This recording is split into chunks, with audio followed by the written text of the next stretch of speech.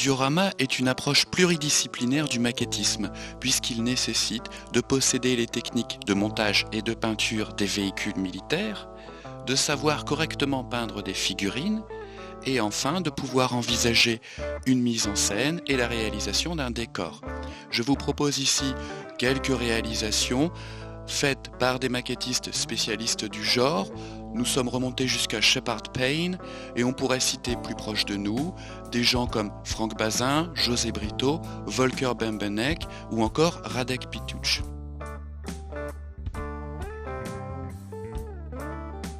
Je vais donc vous proposer à mon humble niveau, au sein de ce DVD, une approche pour réaliser un diorama.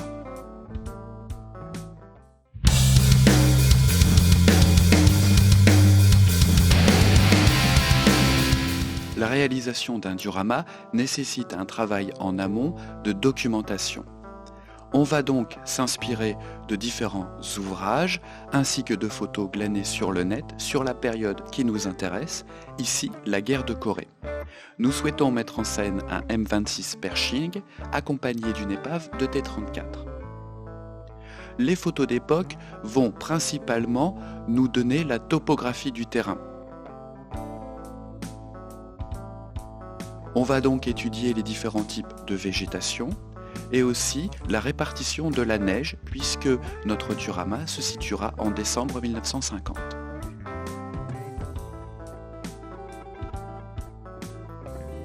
Une photo particulièrement intéressante pour notre projet puisque ce M46 en hiver est dans la neige. Autre cliché intéressant pour notre réalisation puisqu'il montre certains éléments de végétation. On va faire de même pour le T-34 en étudiant les photos d'archives de chars détruits à cette période.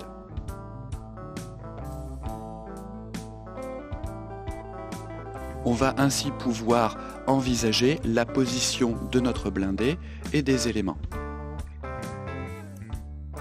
Une photo moins intéressante mais qui va nous permettre de définir le type et la nature du terrain. De la même manière, on pourra éventuellement faire apparaître des flaques d'eau sur notre réalisation. Une photo en couleur qui nous permettra d'envisager le vieillissement de notre blindé.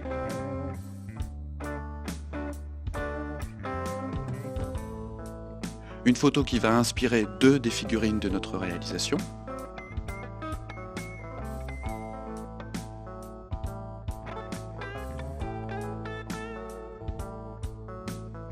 Il est donc important de prendre le temps, avant de commencer la réalisation d'un diorama, de bien définir le contexte historique, d'étudier la topographie du terrain et d'éventuellement s'inspirer de photos de blindés pour définir la position de ces derniers au sein du diorama.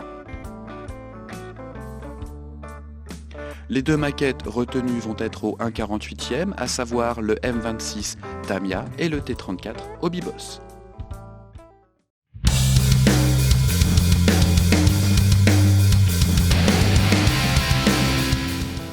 Au moment de concevoir le diorama, les deux modèles étaient quasiment terminés.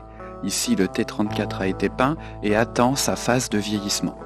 En règle générale, pour déterminer votre composition, il vous faut essentiellement le châssis ainsi que la tourelle afin de déterminer l'encombrement de chacun de vos éléments. Ici, le M26 Pershing de chez Tamiya aura été détaillé avec de la photodécoupe Oler et un canon en métal de chez RB Models. Les 4 figurines qui vont constituer notre diorama ont été spécialement sculptées pour l'occasion par Marc Cervera, qui est le sculpteur de Quarterkit. D'autres éléments vont devoir être positionnés dans l'esquisse de notre composition, à savoir les différentes caisses et fûts de carburant. Ils sont issus de la gamme d'accessoires en résine de Quarterkit. Voici l'ensemble des éléments qu'il va falloir venir positionner de manière cohérente sur notre diorama.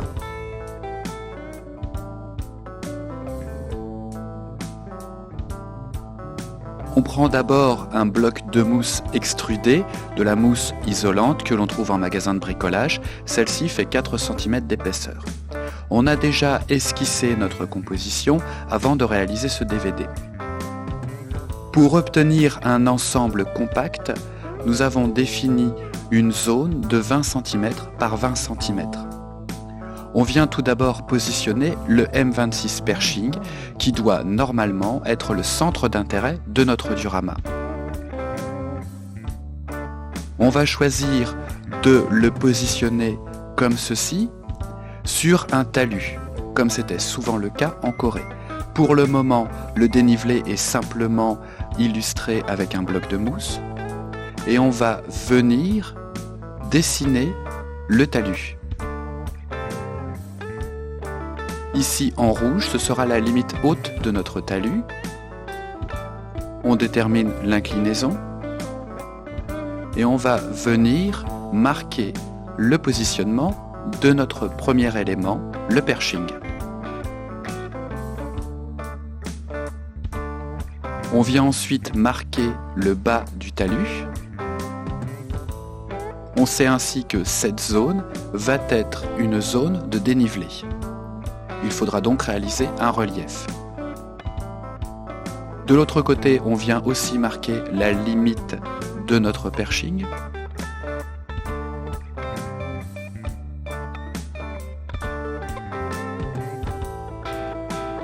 On va à présent faire des tests de positionnement du T-34.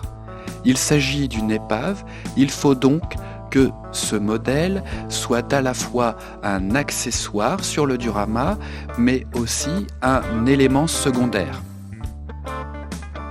On va donc le placer dans un dénivelé, cette fois-ci vers le bas, pour pouvoir créer une composition à étage. On dessine donc dans un premier temps le dévers, c'est-à-dire la partie qu'il faudra éliminer pour obtenir la bonne inclinaison de notre T-34.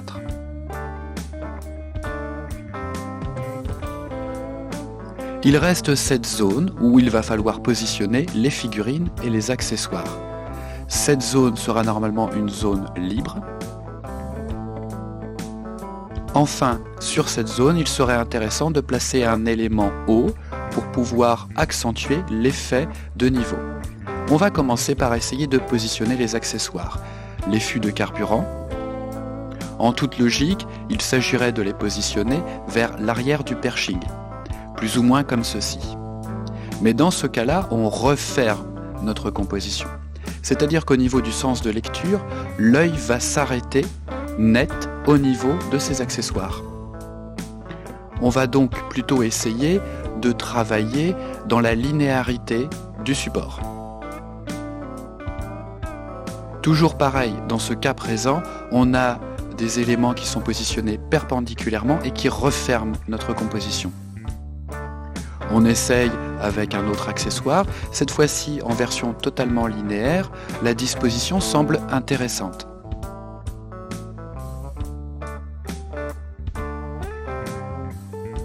On fait plusieurs essais comme ceci jusqu'à déterminer la position parfaite pour nos accessoires. À première vue, nos accessoires sont bien positionnés. On va donc maintenant s'intéresser à l'emplacement de chacune des figurines en fonction de notre scénario de base. À l'origine, j'avais prévu de mettre les deux servants en train de charger des munitions sur le côté du pershing. L'autre tandem de figurines, puisqu'à la base elles ont été sculptées par paire, doit normalement se positionner près des fûts, à l'arrière du pershing,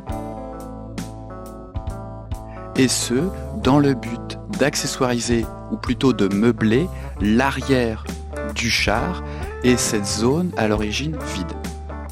Ces deux figurines sont donc positionnées dans la logique dans laquelle elles ont été sculptées à la base. On vient une nouvelle fois retoucher la disposition des accessoires puisque celle-ci n'est finalement pas satisfaisante. On va donc intervertir ces accessoires en respectant toujours une certaine linéarité. On joue ainsi sur la différence entre la position diagonale de notre pershing et les éléments constitutifs du décor qui ne sont pas des éléments que l'on doit voir en premier lieu. On respecte une disposition en diagonale pour le perching, mais en ce qui concerne les accessoires, nous pouvons tout à fait les placer le long d'un des côtés.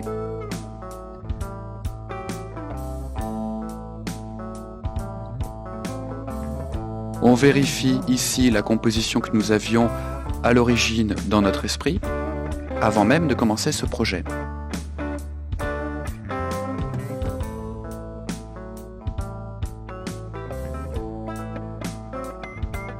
On essaye à ce niveau d'imaginer le T34-85 au fond du talus. Finalement, on optera pour seulement 2 éléments d'accessoires, les caisses à munitions et les jerrycans d'essence, les fûts d'essence.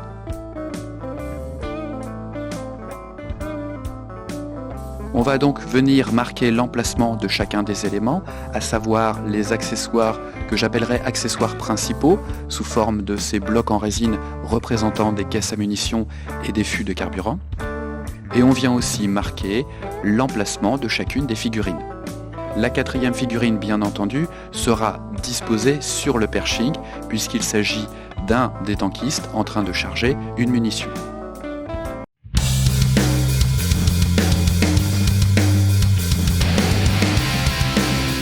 L'ébauche du relief commence par la découpe du carré que l'on a déterminé au chapitre précédent par la disposition de nos différents éléments.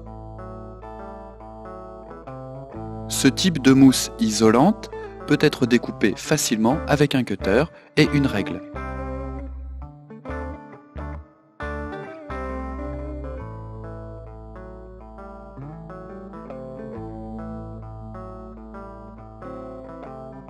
On détache notre carré de notre morceau de plaque et les contours vont être affinés par ponçage à l'aide d'un papier à poncer de grain très important disposé sur une plaque rigide. On ponce ainsi pour obtenir un fini parfaitement lisse et rectiligne.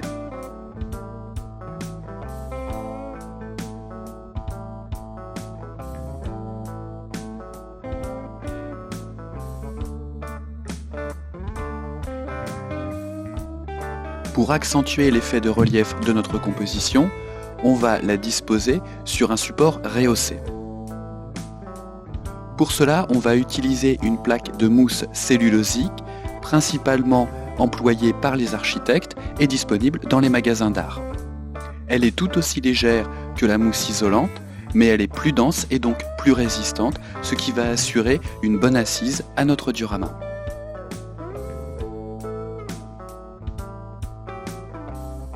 On va venir reporter les dimensions de notre carré, qui est en fait un faux carré, puisqu'il fait 20 par 21 cm.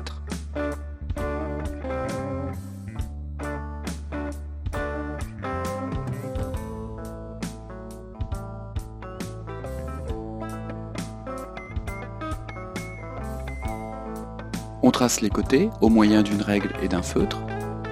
On vérifie que l'ensemble est bien perpendiculaire. Et on va venir couper cette plaque beaucoup plus dense avec une scie à métaux. On va enlever progressivement des carrés.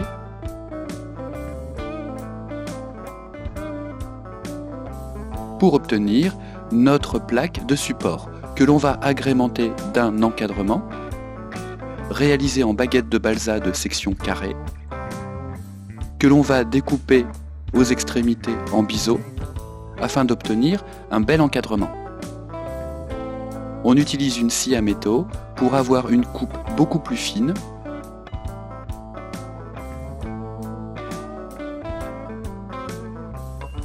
et avoir un assemblage parfait. Ces baguettes vont être collées avec la colle Foam to Foam de Deluxe Materials. Cette colle est particulièrement destinée à ce type d'emploi puisqu'elle n'attaque pas les matières de type polyuréthane, mousse extrudée, isolante, etc.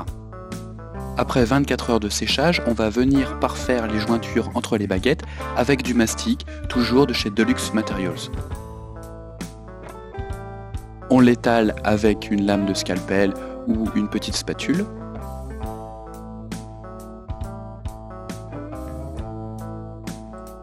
On le laisse assécher pendant quelques heures, puis on va venir le retoucher par ponçage avec une cale de grain fin. Le balsa étant un matériau assez tendre, on ne veut pas risquer de l'abîmer avec un papier de grain trop épais.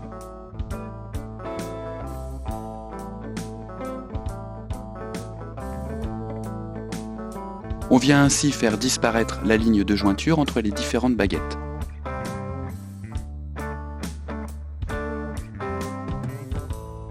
On dispose alors notre plaque supérieure sur laquelle a été dessiné les différents emplacements des éléments et on va pouvoir venir découper nos reliefs. Pour cela, on va utiliser une micro-scie.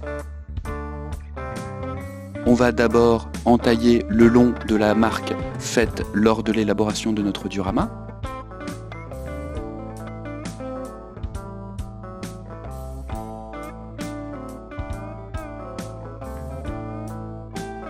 On découpe ici l'arrondi.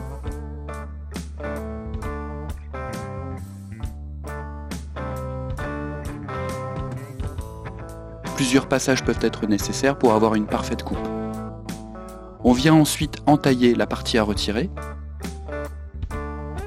et on va extraire petit à petit des morceaux de mousse.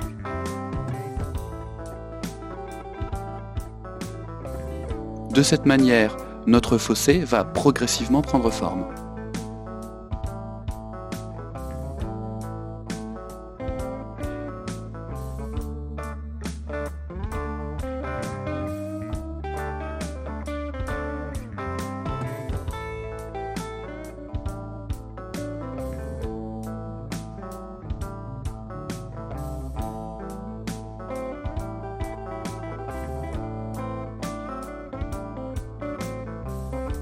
On positionne notre carré de mousse sur son support et l'angle du T34 étant jugé trop faible, on va venir accentuer cet angle en découpant une partie de la mousse inférieure. Notez comme le matériau est beaucoup plus dense que la mousse isolante puisque nous avons un petit peu plus de mal à le découper.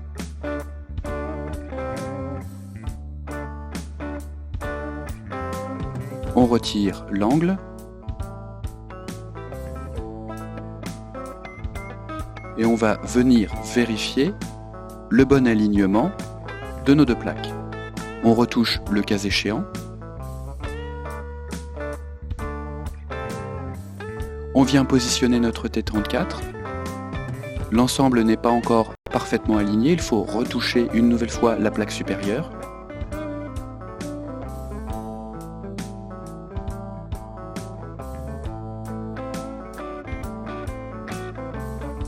Pour finalement avoir une ébauche de positionnement du T34 convaincante. Notez qu'on va positionner le T34 légèrement en dehors du diorama afin d'octroyer un petit peu plus de dynamisme à notre mise en scène.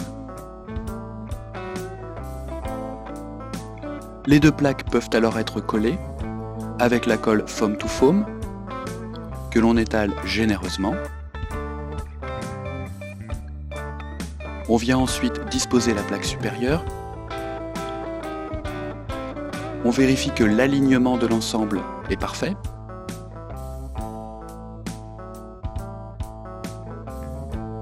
On laisse l'ensemble sécher pendant 24 heures pour assurer une prise définitive. L'emploi de Foam Armor de chez Deluxe Materials va nous permettre d'imperméabiliser la couche externe de l'isolant. On l'étale au pinceau sur l'ensemble des surfaces. En séchant, ce produit va venir durcir la surface externe, la plastifier en quelque sorte et lui retirer son caractère poreux. Elle sera donc beaucoup moins absorbante.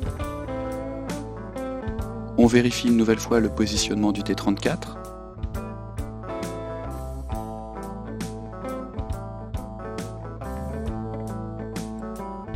Pour le M26 Pershing, on va devoir réaliser le talus.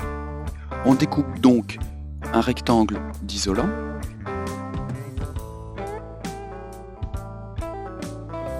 De la largeur de notre carré. On reporte plus ou moins approximativement les cotes que nous avions établies lors de l'élaboration de notre mise en scène. On détermine la hauteur et l'inclinaison de ce talus. On fait de même de l'autre côté.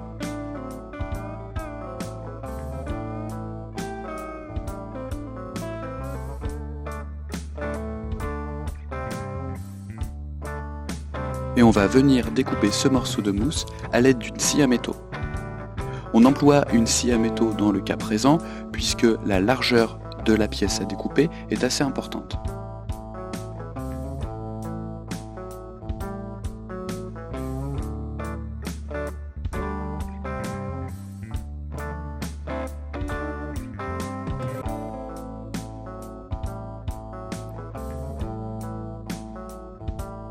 Notre talus grossièrement taillé est alors disposé sur le diorama.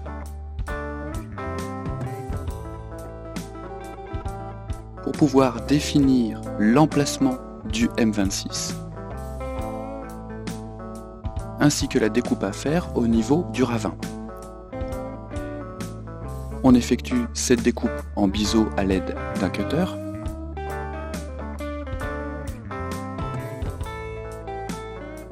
Et on va commencer à entailler l'emplacement du char. On entaille de chaque côté, puis en biseau, on va progressivement enlever de la matière au niveau de l'emplacement.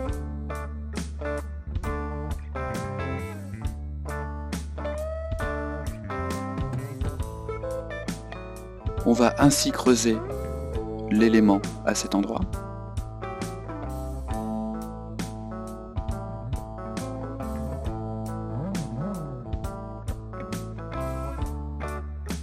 On vérifie le positionnement du char.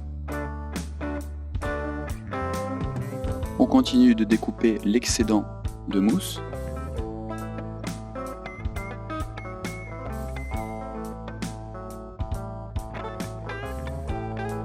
On finit le travail avec du papier à poncer gros grain.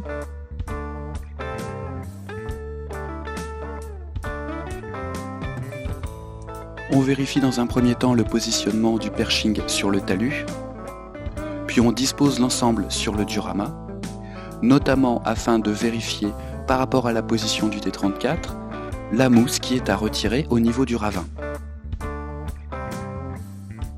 On peut aussi donner un petit peu de relief sur le côté du talus en entaillant avec un cutter, puis en retravaillant la zone au papier à poncer. On découpe le raccord au niveau du ravin.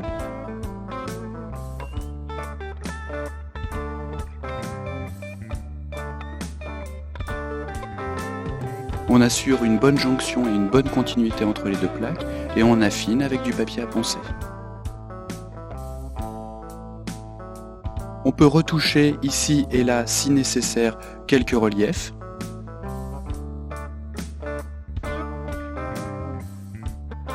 On utilise de la même façon que précédemment un cutter et on vient affiner le travail, c'est-à-dire arrondir un petit peu les angles avec un papier à poncer. Lorsque l'ensemble est satisfaisant, on va pouvoir venir coller le talus sur la plaque de mousse.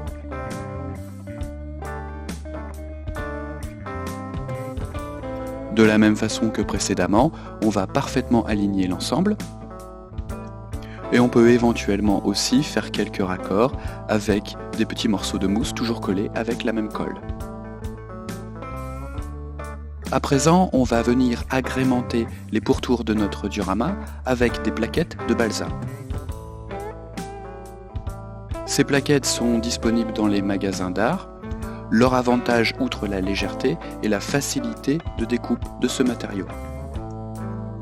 Les côtes de nos différentes arêtes sont donc reportées, puis on vient découper la plaque de balsa.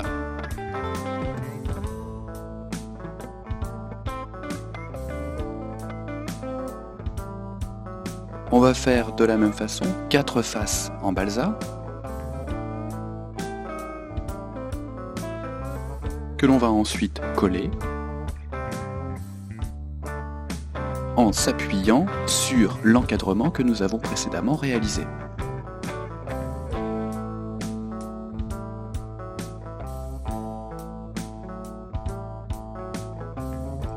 On positionne ces plaques perpendiculairement à l'encadrement. Et pour que l'alignement et la jointure entre les plaques soient parfaits, on va venir maintenir l'ensemble avec des petits morceaux de scotch. Les jours qui peuvent résider entre la plaque de mousse et les plaquettes de balsa sont comblés avec de la cyanoacrylate. On complète notre encadrement avec les raccords pour la partie du dessus, c'est-à-dire le talus. On découpe donc ici des petits éléments.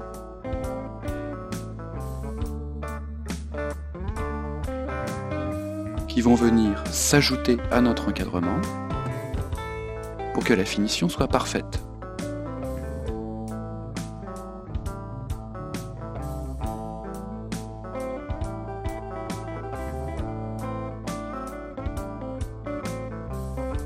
On vient combler les jointures avec du mastic et on ponce l'ensemble pour obtenir un fini parfait et faire disparaître les raccords entre les plaques.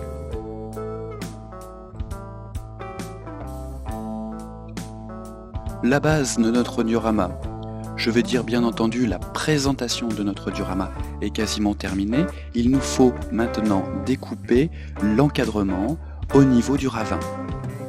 On utilise donc toujours la même micro-scie et on s'appuie sur la plaque de mousse pour pouvoir découper au plus près l'encadrement.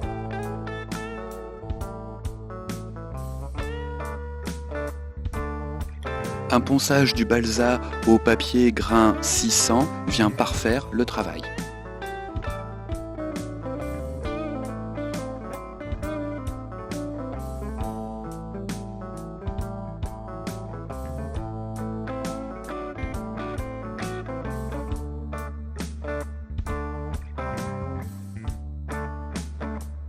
La base de notre diorama est maintenant prête à recevoir le terrain. Mais avant cela, je vous propose de vérifier la composition.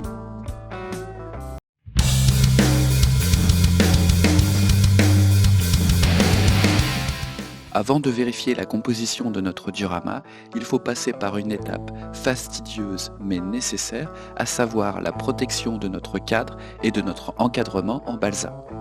Pour cela, on va utiliser du scotch masque que l'on va positionner tout autour de notre diorama.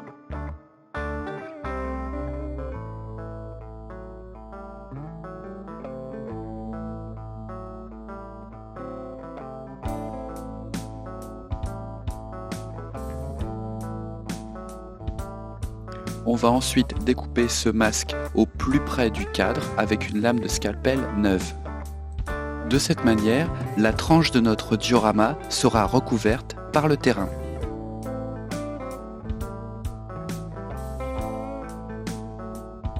Les plus grandes surfaces seront simplement protégées avec des feuilles maintenues avec du scotch. Il est temps maintenant de vérifier notre composition. À l'origine, il s'agissait de réaliser ce type de diorama. On vérifie tout d'abord l'interaction entre des deux véhicules, le Pershing et le T34. Imaginez par exemple le cas de figure où les deux véhicules seraient perpendiculaires. Très clairement, une telle composition ne fonctionne pas. Nous sommes sur deux diagonales, mais celles-ci sont perpendiculaires. Il y a clairement un problème de lecture sur la composition.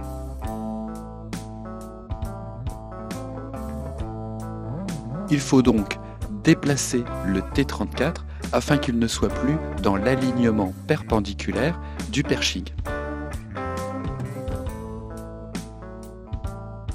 Si on le positionne comme ceci, on gagne grandement en dynamisme.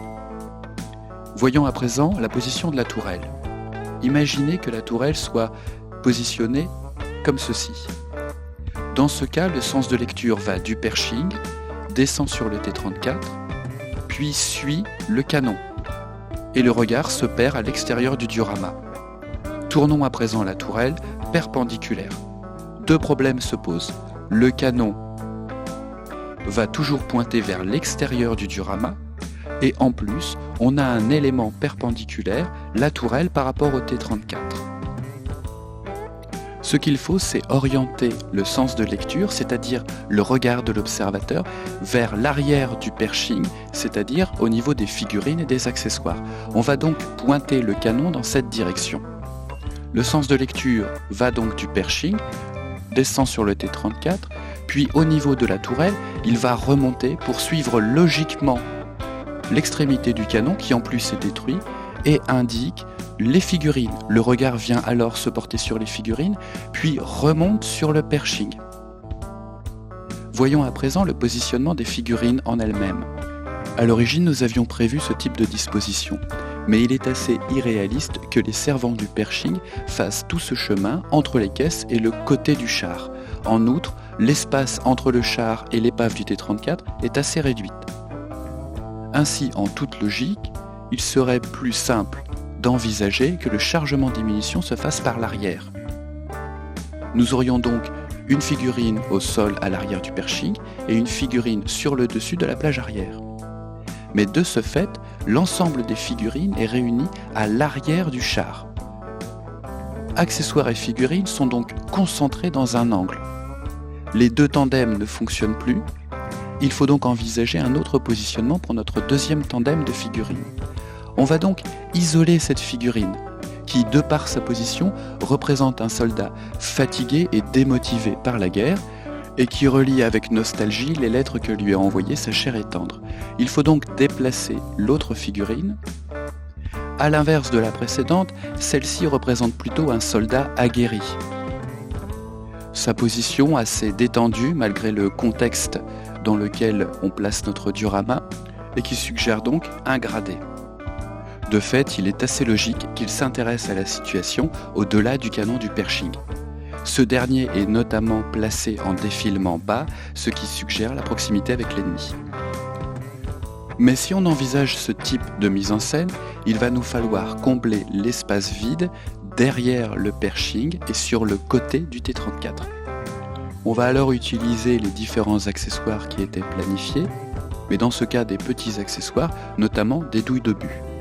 Pour la zone à la droite du pershing, nous avons prévu de mettre de la végétation en s'inspirant de photos d'époque de la guerre de Corée.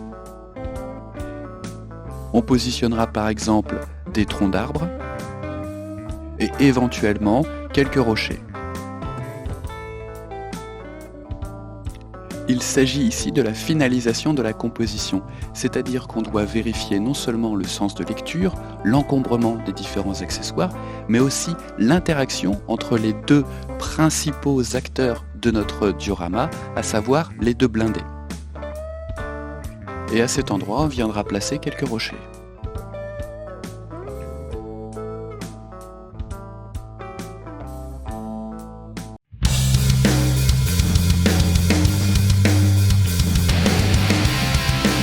Pour le modelage du terrain, on va utiliser de la pâte à modeler durcissant à l'air de type Das Pronto, ici le Durci-Dur, un nom ma foi sans équivoque. On va prélever une certaine quantité de cette matière.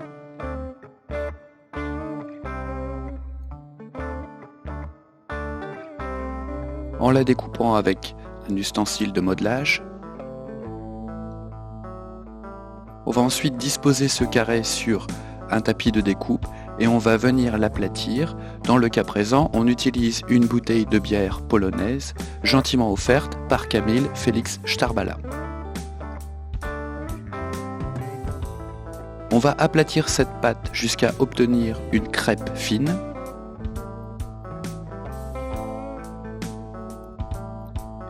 Et on va venir récupérer cette crêpe à l'aide d'une spatule. On enduit notre support d'un petit peu d'eau afin d'éviter que la crêpe n'adhère trop et pour faciliter ses manipulations. On va ensuite la disposer sur le diorama et on va modeler progressivement la matière sur le support.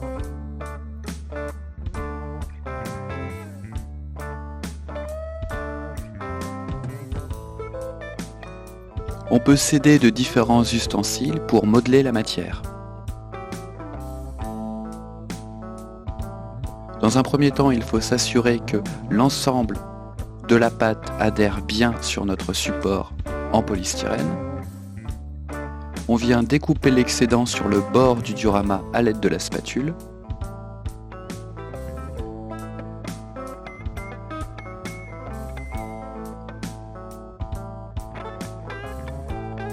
Et on va commencer à rajouter de la matière pour s'assurer que le T34 soit bien intégré au sol. On humidifie la matière pour pouvoir la modeler et la lisser.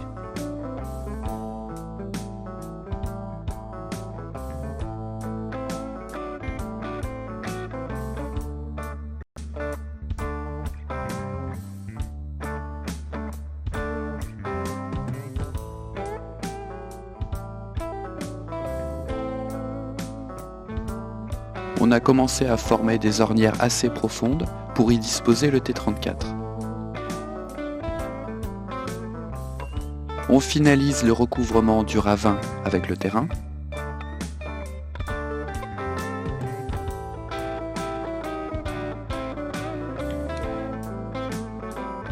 Le T34 doit alors être disposé sur le terrain pour vérifier sa bonne intégration. Celui-ci ayant été déjà peint, il va falloir le protéger. On va donc l'emballer dans du film alimentaire.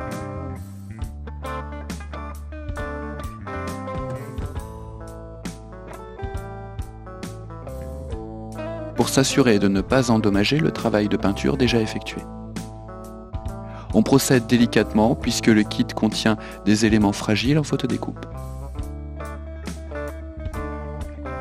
On vient disposer ensuite la maquette sur le support et il va falloir ensuite rajouter de la matière ou en enlever, voire retravailler certaines zones pour que le modèle s'intègre parfaitement au niveau du terrain. On rajoute ici et là de la matière pour que les chenilles soient bien en contact avec le sol. On lisse l'ensemble avec de l'eau. Et on travaille ainsi progressivement jusqu'à obtention d'un résultat satisfaisant.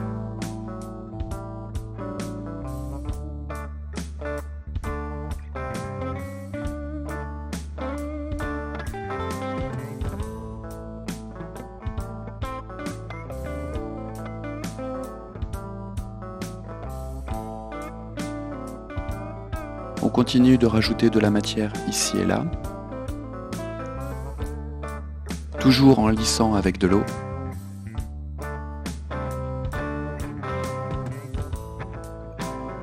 Pour délimiter le terrain au niveau du bord des chenilles, on va rajouter un petit serpentin de pâte durcissante que l'on retravaille le long du train de roulement pour obtenir cette impression d'enfoncement du blindé. On humidifie l'ensemble avec de l'eau appliquée au pinceau pour obtenir un résultat parfaitement lisse.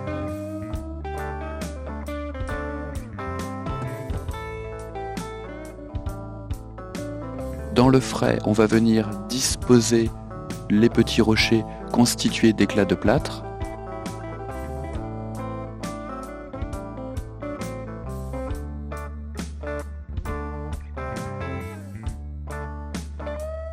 Et on va procéder de la même façon, zone par zone.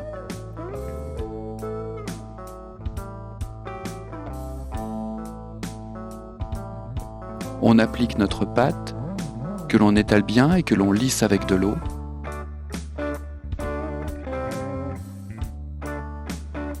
Le pershing est lui aussi enveloppé dans du papier alimentaire et on vient bien imprimer son empreinte dans le sol.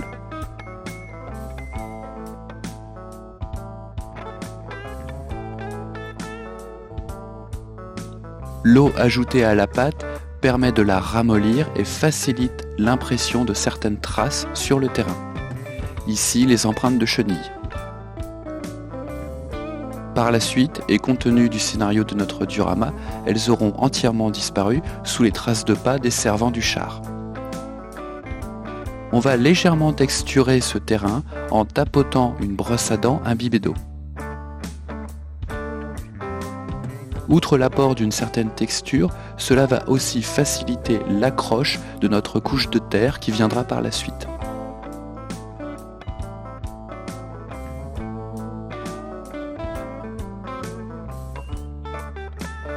On dispose les différents troncs d'arbres, ainsi que les accessoires. On les protège toujours avec du film alimentaire. Et on vient imprimer leur emplacement dans le terrain encore frais. On peut effectuer des raccords en utilisant la brosse à dents humidifiée. On va maintenant appliquer du film alimentaire sur le sol directement pour pouvoir disposer les figurines et leurs empreintes.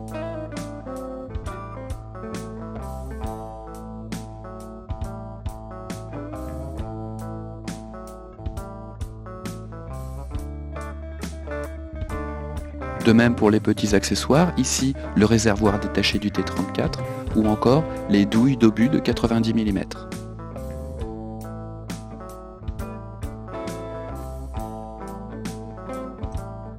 On va ensuite laisser sécher l'ensemble pendant 24-48 heures. Et après séchage, on aura la mauvaise surprise de découvrir que l'ensemble a fortement craquelé. En fait, il s'agit d'une erreur de ma part, puisque je n'ai pas fait attention et j'ai utilisé beaucoup trop d'eau lors du modelage de la pâte. Néanmoins, cela ne sera pas gênant pour la suite du travail. Ce sol à la couleur un petit peu trop vive va être apprêté avec une couleur acrylique en tube, terre de Sienne. On la dilue simplement avec de l'eau et on va venir l'appliquer avec un pinceau brosse sur l'ensemble de la surface. De ce fait, on s'assure que cette couleur rouge-orangé ne transparaîtra pas au travers de nos différentes couches de terre ou de neige.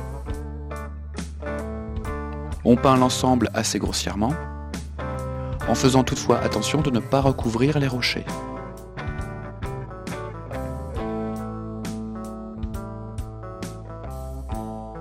Le terrain ainsi modelé et apprêté pourra à présent recevoir la couche de terre, qui nous permettra aussi de masquer ces vilaines craquelures.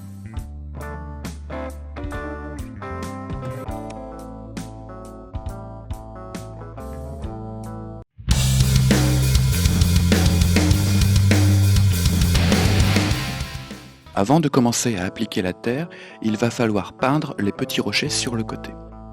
Pour cela, on va préparer un mélange de peinture grise à base d'acrylique Prince Auguste et Panzer Aces. On dispose les deux teintes sur notre palette et on vient les mélanger pour obtenir la teinte correspondante. Ce mélange est ensuite appliqué sur les rochers avec un pinceau de taille moyenne.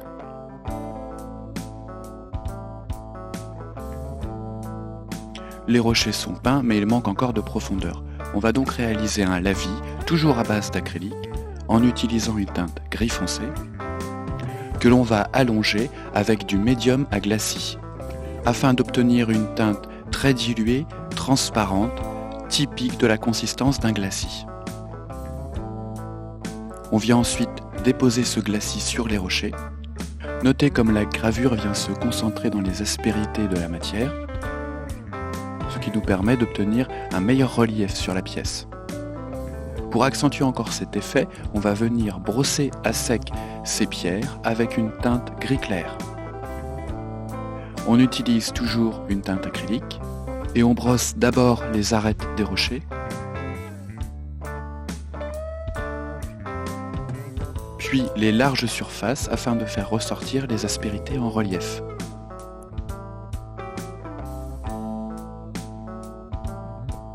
Passons à présent à la réalisation de notre terre. L'ingrédient principal du mélange va être de la terre naturelle, puisée soit dans le jardin ou dans un parc parisien. On va lui ajouter de la colle à bois teintée de chez Prince Auguste, de l'acrylique marron clair, de la colle à bois neutre, et on aura aussi besoin de différents calibres de cailloux et de gravier. En règle générale, on peut aussi utiliser de la litière pour chat. On va donc commencer par préparer notre mélange en versant notre peinture acrylique, puis en venant disposer notre terre naturelle. On commence par mélanger l'ensemble à sec, Puis on ajoute notre colle à bois teinté en marron de chez Prince Auguste. On ajoute un petit peu d'eau et on commence à mélanger notre terre. Quelques touches de colle à bois neutre, une nouvelle quantité d'eau, et on vient mélanger l'ensemble jusqu'à obtenir la consistance souhaitée. Une fois qu'on a une consistance assez pâteuse, on peut venir déposer ce mélange sur le sol. On utilise dans un premier temps une brosse plate assez large et on travaille la texture de cette terre progressivement, toujours avec la brosse plate, pour obtenir un résultat réaliste. On vient à présent disposer le T34.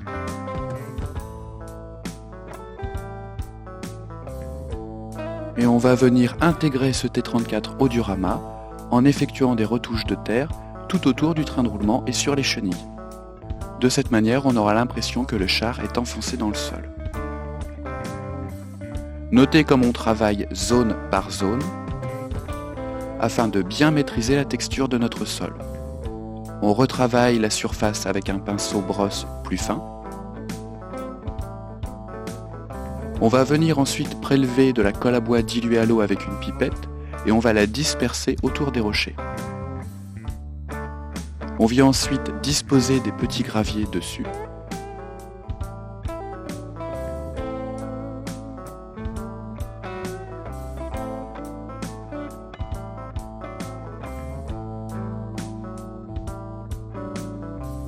Puis on va à nouveau disposer avec la pipette et par capillarité de la colle à bois diluée à l'eau pour assurer une fixation précise de l'ensemble des petits rochers.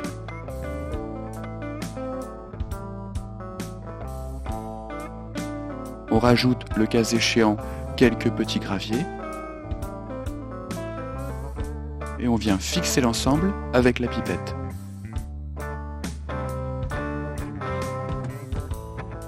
On prendra soin de bien faire varier les calibres de gravier afin d'obtenir un résultat cohérent.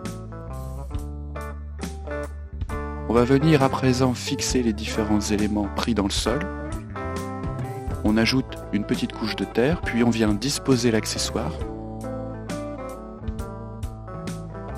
Et on réalise un raccord avec un pinceau enduit de notre mélange de terre.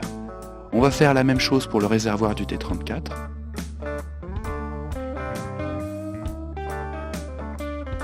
Ainsi, ces accessoires vont être scellés dans le sol, on va avoir l'impression qu'ils se sont enfoncés.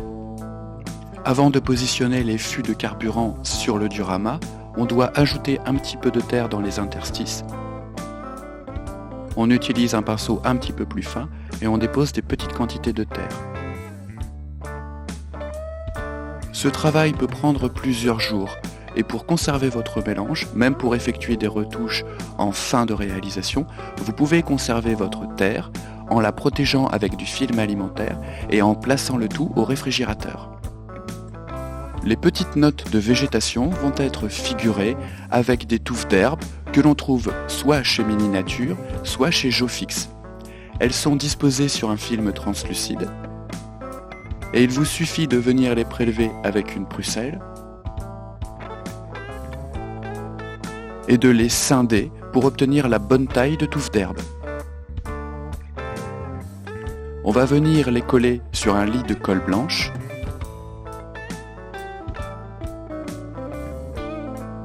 Puis on laisse l'ensemble sécher. Pour les arbustes et troncs d'arbres morts, on va employer des petites branches naturelles que l'on va retailler avec la pointe d'un scalpel pour obtenir un résultat réaliste. On va venir percer quelques trous dans les troncs d'arbres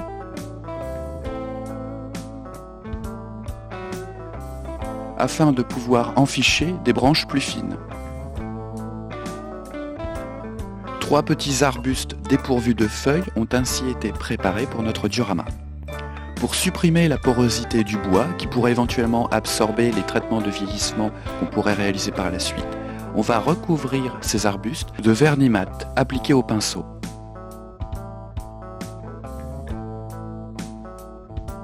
On continue d'agrémenter notre sol avec divers petits cailloux et touffes d'herbe. et on enfiche nos arbustes dans des trous préalablement percés. On effectue au niveau du tronc quelques retouches avec notre mélange de terre que l'on vient déposer au pinceau tout autour du tronc afin de bien lier l'ensemble.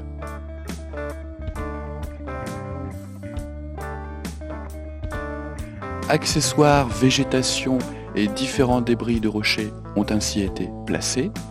On va laisser sécher l'ensemble pendant 24 à 48 heures. Étant donné que ce sol va être en grande partie recouvert de neige, l'étape qui va suivre n'est pas indispensable. Mais je vous propose de vous la présenter si par hasard vous souhaitez réaliser un sol sans neige. Dans un premier temps, on va venir contraster ce sol avec différentes teintes de pigments appliquées telles quelles au pinceau. Une fois que ce travail est effectué, on va devoir fixer ces pigments.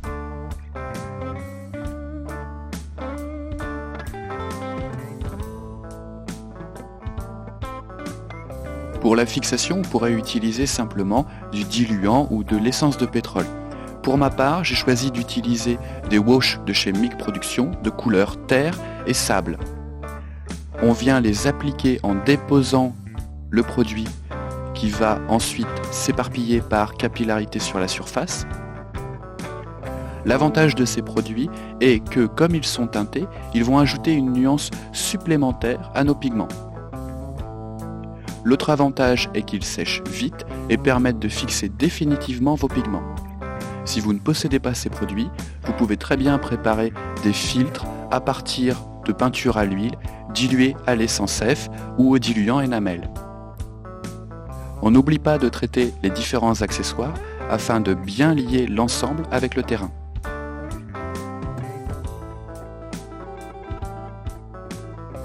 On alterne aussi les 3 teintes de wash afin d'obtenir un contraste encore plus riche.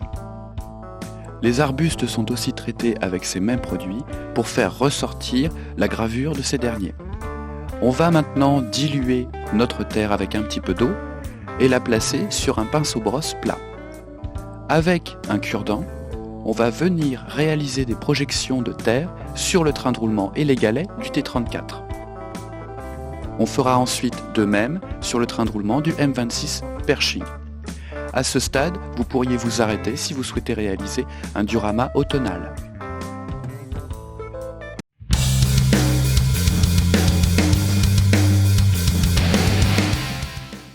Il existe plusieurs types de produits sur le marché pour représenter la neige. J'ai choisi de restreindre ma sélection à Deluxe Materials, qui se décompose en 2 produits distincts, un premier assez classique pour réaliser une neige épaisse et un deuxième, le Ice Sparkles, pour réaliser une neige givrée. Il s'agit de petites billes très translucides. L'autre artisan mis à contribution est Drakkar Model, qui propose un ensemble de 3 granulosités différentes pour reproduire la neige. Un premier matériau très fin, un deuxième de granulosité intermédiaire, et enfin un troisième plus épais.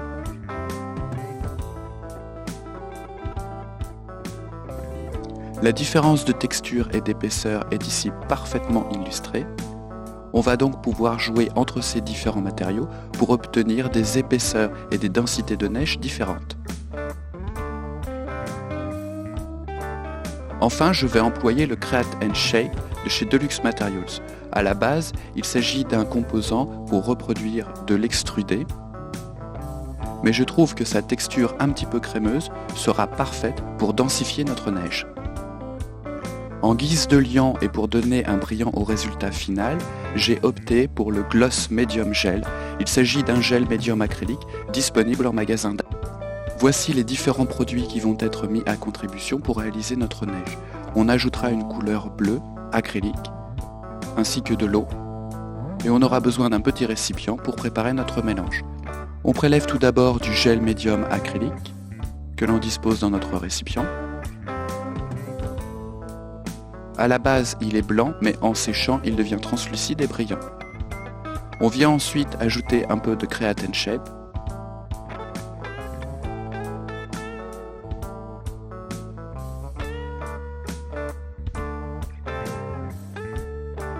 et on vient ajouter quelques gouttes de peinture acrylique bleue afin de donner une légère teinte bleutée à notre neige.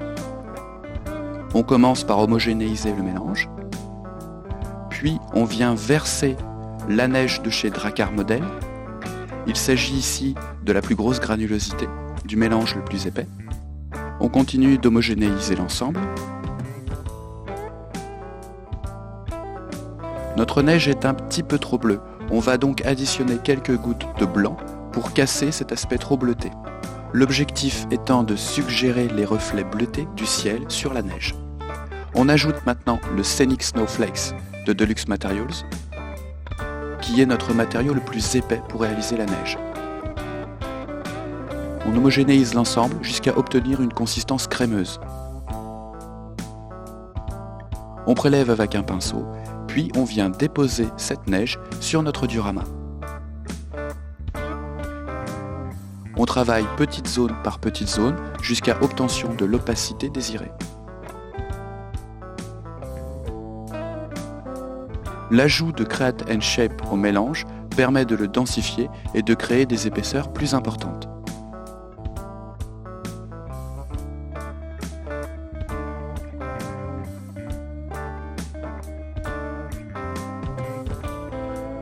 Pour le moment, on tourne autour des différents éléments de végétation et on vient en toute logique recouvrir le dessus des troncs d'arbres avec un petit peu de neige.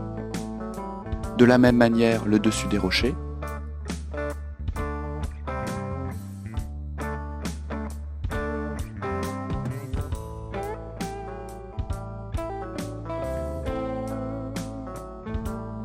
On travaille avec différents pinceaux suivant l'endroit qu'on souhaite traiter.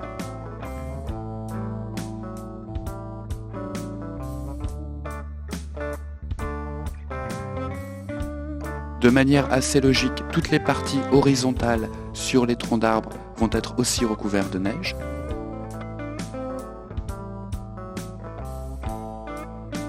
On travaille avec des petites quantités de mélange que l'on vient déposer et que l'on peut retravailler si besoin pour obtenir un beau résultat.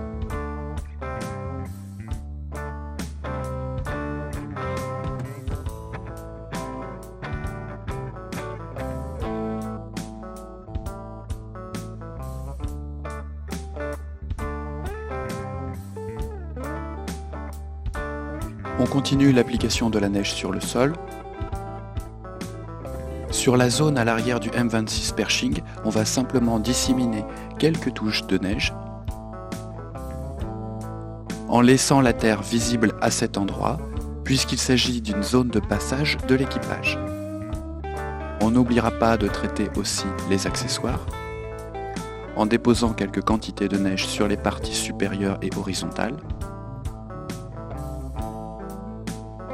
On vient ensuite enficher dans ce mélange encore frais les différents éléments, comme les jerrycans. On ajoute un petit peu de neige, puis on vient disposer ces éléments. De la même façon, on va effectuer quelques raccords autour des douilles. Une dernière application de ce mélange au pinceau large, que l'on vient ensuite un petit peu aplatir avec une estompe de maquillage pour texturer cette zone. Un nouveau mélange est préparé à partir de gel médium acrylique.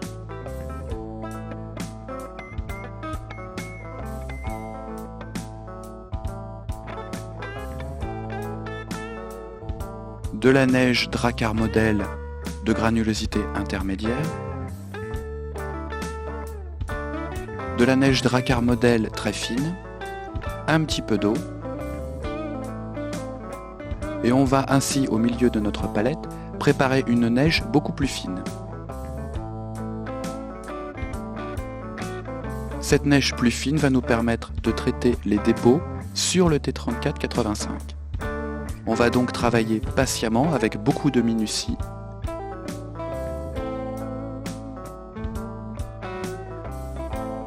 L'objectif étant de ne pas recouvrir entièrement le T34-85, mais de suggérer qu'il a été abandonné depuis un certain temps et qu'il est donc recouvert d'une bonne partie de neige.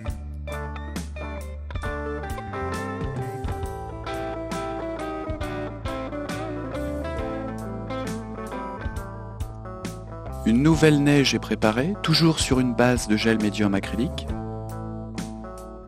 que l'on additionne de vernis mat.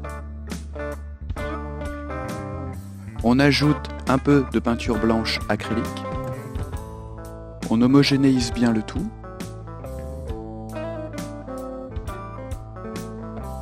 On allonge ce mélange avec de la neige de granulosité intermédiaire Drakkar Model.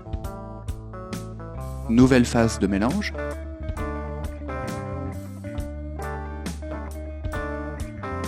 Cette neige plus mate et plus blanche va être tapotée sur les surfaces horizontales de notre neige afin de nuancer un petit peu plus les zones enneigées.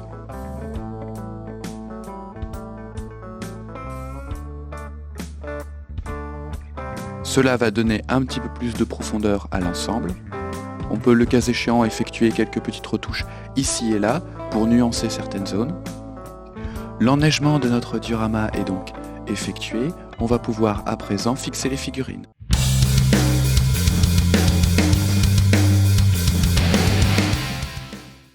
Le collage des figurines va se faire au moyen de colle à décor Prince Auguste.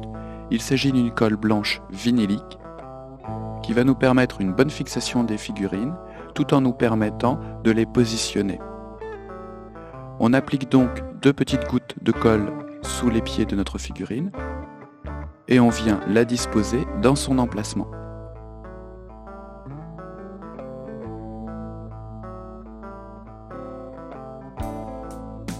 On va ainsi faire de même pour les différentes figurines. Pour l'obus que notre servant tient dans ses bras, on ajoute 2 pointes de colle dans la paume de chaque main et on vient délicatement disposer l'obus. Le tankiste qui se trouve sur la plage arrière du M26 Pershing va quant à lui devoir être fixé à la cyano. On dépose donc 2 gouttes de colle sur les talons et on vient positionner la figurine comme ceci. L'emploi de cyanoacrylate nous permet une prise quasi instantanée de notre figurine.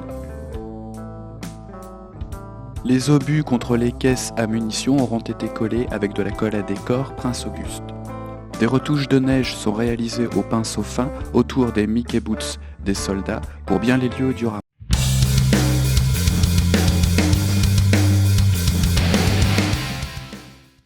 Ce chapitre concerne les derniers petits effets qui vont augmenter le réalisme de notre diorama. Dans un premier temps, on prend du vernis brillant pour tableau Talens.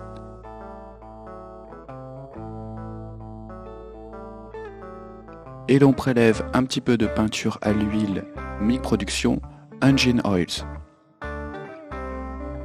On va ainsi préparer un mélange de vernis brillant et de peinture à l'huile. La consistance doit être comprise entre celle d'un lavis et d'un filtre. Et on va venir ajouter ces petites pointes d'essence qui ont fui des jerrycans sur la neige.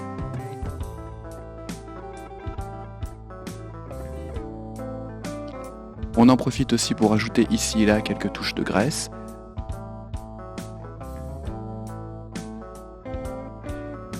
Pour réaliser les stalactites, il suffit d'étirer du plastique transparent issu d'une grappe d'un kit. On chauffe ce plastique, puis on vient tirer les 2 extrémités de façon constante pour obtenir un fil de plastique transparent de diamètre constant. Des petites sections sont ensuite découpées à l'aide d'un scalpel. Et on vient coller ces stalactites sur certaines branches de l'arbuste avec une pointe de cyanoacrylate. Pour donner un petit peu plus de densité et de brillance aux stalactites, on va ajouter avec un pinceau fin du gel médium acrylique.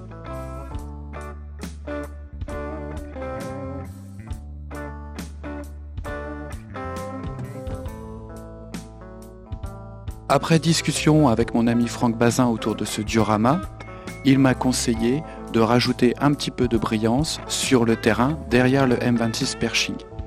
On va donc toujours utiliser ce vernis brillant pour tableau et on va préparer 3 teintes de couleurs à l'huile Abteilung Mick Production de couleur terre, ocre et clair.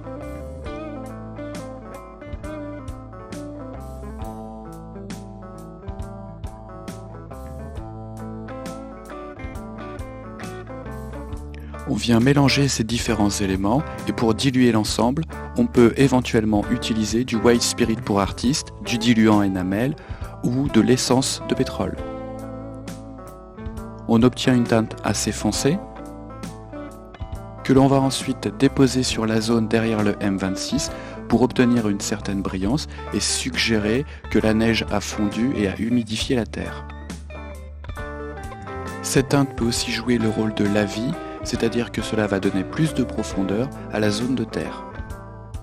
L'effet final ainsi obtenu est beaucoup plus convaincant et en adéquation avec notre scénario.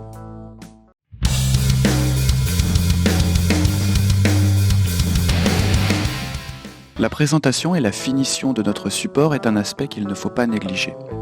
J'ai donc réalisé des étiquettes sous Photoshop à partir de photos d'époque afin d'agrémenter notre socle et de le replacer dans son contexte historique. On commence donc par découper chaque étiquette.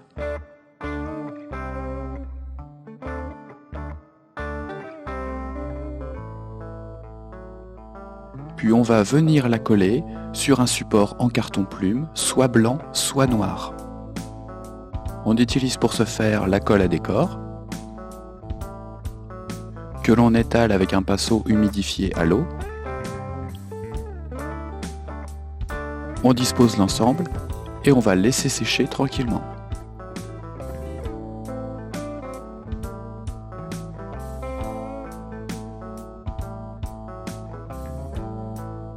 Une fois l'ensemble bien sec, on va pouvoir redécouper au plus près des étiquettes avec une lame de scalpel.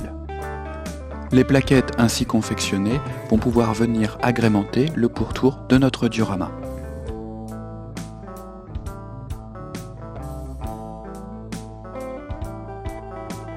On va pouvoir à présent retirer le scotch de protection autour de notre support.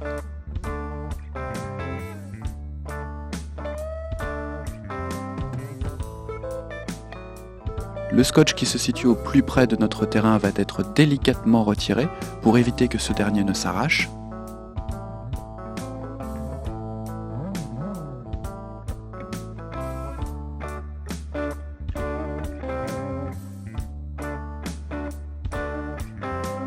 On va à présent peindre notre pourtour, notre support et notre encadrement avec une peinture acrylique noire en tube que l'on trouve dans les magasins d'art. On ajoute un petit peu d'eau pour fluidifier cette peinture et on va la passer avec un gros pinceau sur notre balsa. Plusieurs couches peuvent être nécessaires suivant la dilution que vous avez effectuée pour votre peinture.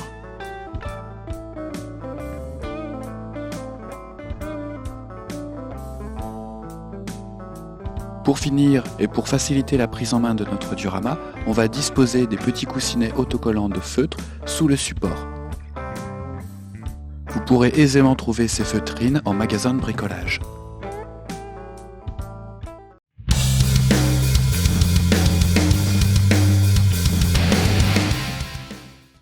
Ce projet revêt un caractère particulier pour moi puisqu'il s'agissait d'un challenge. En effet, le diorama n'est pas mon domaine de prédilection. Mais je trouvais justement intéressant de vous proposer un tel DVD et de vous montrer qu'avec des règles de base à appliquer, on pouvait très bien s'en sortir. Au final, je suis relativement satisfait du résultat, même si 2 ou 3 petits points pourraient être éventuellement améliorés.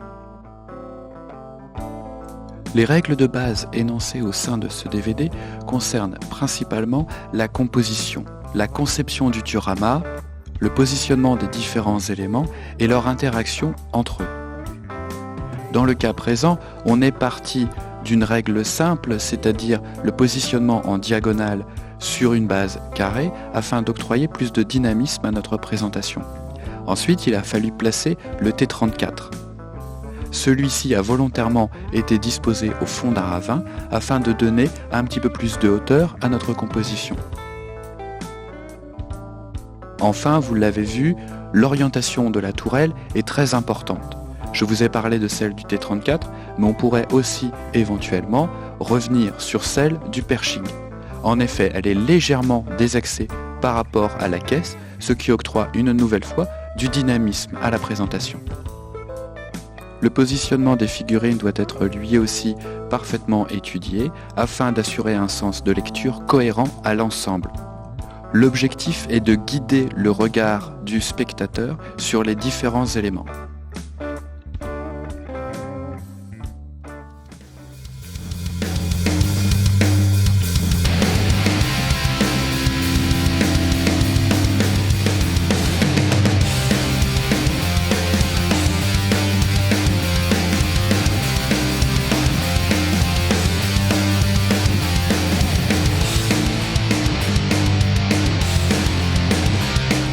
Si tu aimes mes vidéos et que tu veux en voir plus, je te conseille de t'abonner à ma chaîne YouTube Chronique du Blindage en cliquant sur le bouton Subscribe et en actionnant la petite cloche pour être averti dès qu'un nouveau tuto, une nouvelle revue de détails, de montage ou même un banc d'essai sera mis en ligne. C'est encore gratuit, donc profites-en. Tu peux aussi suivre mes palpitantes aventures sur Facebook, @Chronique du Blindage, ainsi que sur Instagram, #ElDiaboloEmilien. Je te dis à bientôt pour de nouvelles aventures!